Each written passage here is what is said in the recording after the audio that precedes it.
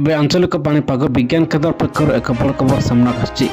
वर्तमान जहाँ सूचना मिलूँ आसूची बड़ वर्षा आसंता 48 घंटे लघुचाप सृष्टि आसूची बड़ वर्षा सक्रिय घूर्णिबलय प्रभाव में आसंता 48 घंटा मध्य उत्तर पश्चिम बंगोपसागर में लघुचाप सृष्टि संभावना संभाव्य लघुचाप प्रभाव में राज्य में 4 दिन प्रबल वर्षिब। आज बिजुली घड़घड़ी सह प्रबल वर्षा नहीं 24 जिला को येलो वार्निंग जारी करा जायछि। आसंता काली 3 दिन भीषण वर्षा पाई ऑरेंज वार्निंग जारी करा जायछि।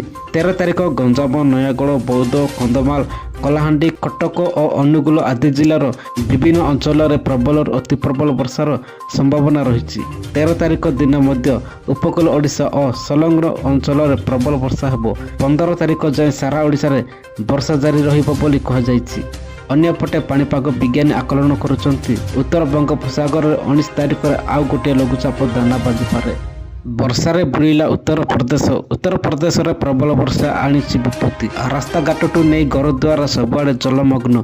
अधिकांश लोक वर्षा पानी भितर पशिथिबा जोगु नाही नथिबा समस्या भितर पशिचंती। एनडीआरएफ टीम उद्धार कार्य जारी रही। अन्यपटे लगान वर्षा सांगकु विद्युत काट लोकों समस्या को द्विगुणित करुछि।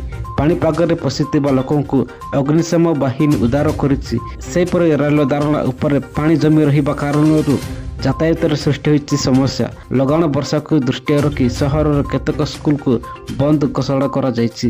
दास यह थिला वर्तमान पाणीपाग विभाग लेटेस्ट अपडेट्स। आगकू पाणीपागर सटीक सूचना जानिबा पई आम चैनल सहित जोड़ी होई रहंतु। चैनल को एबे सब्सक्राइब करी पाकर देबा बेल आइकन दबे ऑल नोटिफिकेशन ऊपर ऑन कर रखंतु, जहा द्वारा जेबे भी जे कोनसी लेटेस्ट पाणीपागर सटीक सूचना आपण माने आम चैनल माध्यम रे सर्वप्रथम देखि पारिबे। Bureau report JTV Odia.